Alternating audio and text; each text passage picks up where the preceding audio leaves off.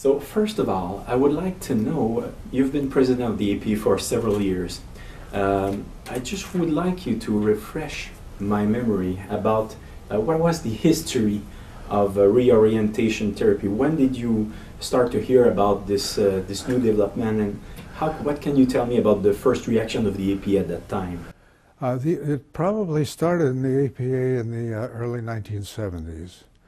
And at that time, the women's movement was in ascendancy and it tended to overshadow the gay rights issue. But the two seemed to meld as they went on. And there was a time when I couldn't tell the difference between women's rights and gay rights because it involved the same people. The first time it came up, and I was a member of Council. This would have been 1975, because I remember that's when I made the resolution. I made the resolution that being gay was not a mental illness. It was characterological. And it passed the Council of Representatives. And that was the first issue that came up.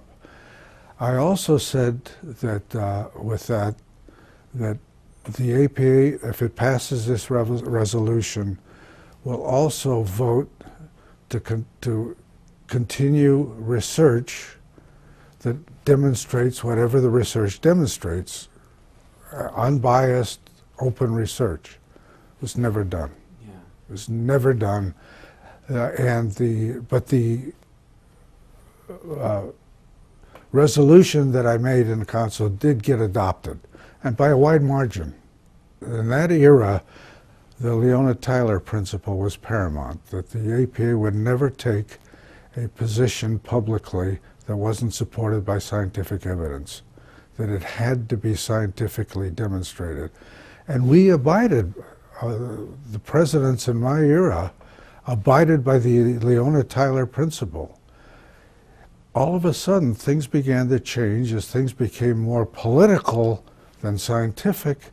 The Leona Tyler principle, which was never withdrawn, disappeared. In fact, you can't even find it in the annals of the APA. If I didn't have it, it wouldn't exist as far as they're concerned. But no, I had no idea, none of us had any idea that we were talking about open dialogue, research, unbiased, and the gay rights movement in those days didn't have the kind of militancy it has now. I mean, now it's all or none. In the early years, it was more like, let's see what's happening. From your experience, when did you see this change of direction in the APA coming? It started changing pretty drastically by the late 1980s. By the mid-1990s, the Leona Tyler principle was absolutely forgotten. That political stances seemed to override any scientific results. Cherry-picking results became the mode. And the gay rights movement sort of captured the APA. Yeah, it's very interesting the way it happened. The APA bent over backwards to be understanding and open. And it's understanding that it left an open door for people to rush in and use it for other than scientific purposes, for political purposes. It was preceded by a number of issues. It became part of the movement for what one might call diversity. You want to bring all underrepresented peoples into psychology. And this is a very lofty idea on the surface of it.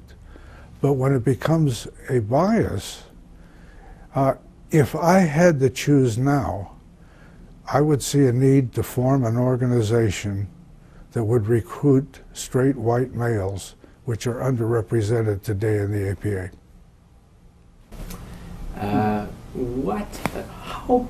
What happened step by step so that the organization changed like this within 20 years? We developed a group of psychologists that numbered around 200 to 250 that rotated themselves through all the offices of the APA.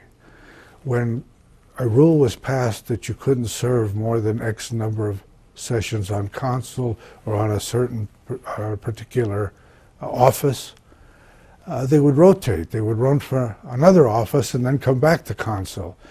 So for years, about 200 to 250 people were running the APA, and they were a very select, inbred group. They were ultra-liberal, and anything that wasn't ultra-liberal was anathema. So that things like questioning some of the statements about gay and lesbian rights was not being accepted. It became a civil rights issue rather than a scientific issue. Now, I believe in civil rights. I was very active in helping gays be accepted in the APA. To this day, I am not opposed to gay marriage. I know I differ with Narth on some of these issues, but nonetheless, my position is that the person is the one who decides what they want to do with their orientation. And if somebody decides to be gay, I respect that. If somebody wants to marry a same sex, I respect that. But I also respect the right to disagree. And that's not allowed. You only hear one side of the issue. You've been president of the APA for how many years? No, I was president-elect, then I was president-elect, and then I was president, and then I was past president, okay. And then the APA got rid of me. Well, you were president during how long? I was president 79 to 80. Okay. I was on the council of APA starting in the early 70s. I was on the board of directors. In the mid-70s, I was elected president-elect in 77. I don't know what the future is because people are dropping their membership in APA. APA is shrinking. The income that they used to get from the special assessment is dried up. So the APA is going through some real changes at this point. What the future will be, I'm not sure. But the clinicians, for example, are disappointed in that the APA has not done for it what it should have been doing with all the millions of dollars they were collecting all those years. What we need to do is have an open dialogue, no holds barred, and see where the research takes us. Right now, certain research does not get funded. The funding agencies cherry pick what they fund. If we have an open dialogue, we'll be much closer in the next 5 years to a resolution to all of this. But right now, we're in turmoil. If anything, the two sides have stiffened their positions.